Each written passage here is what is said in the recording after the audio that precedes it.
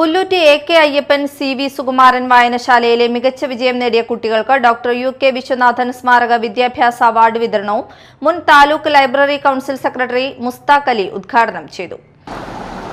ഇതുപോലെയുള്ള ചടങ്ങുകൾ നമ്മുടെ എല്ലാ ലൈബ്രറികളിലും ഏതാണ്ട് ഇതേ ദിവസങ്ങളിൽ നടന്നുകൊണ്ടിരിക്കുകയാണ്. ലൈബ്രറികൾ മാത്രമല്ല, റെസിഡൻസ് അസോസിയേഷനുകൾ, ക്ലബ്ബുകൾ, മറ്റ് സാംസ്കാരിക പ്രസ്ഥാനങ്ങൾ, തദ്ദേശ ജനപ്രതിനിധികൾ, MLAമാർ തുടങ്ങി നാടിൻ്റെ സമസ്ത മേഖലകളിൽ ഈ വിദ്യാഭ്യാസ അവാർഡുകളുടെ ചടങ്ങുകൾ നടന്നുകൊണ്ടിരിക്കുകയാണ്. വിദ്യാഭ്യാസ മേഖലയിൽ സമഗ്രമായ പുരോഗതിയാണ് ഇന്ത്യയിലെ ഇതര സംസ്ഥാനങ്ങളെ അപേക്ഷിച്ച് കേരളത്തിന് നേടാനായിട്ടുള്ളത്. വിദ്യാഭ്യാസ അവാർഡുകൾ ലതിക വിശ്വനാഥൻ വിതരണം ചെയ്തു.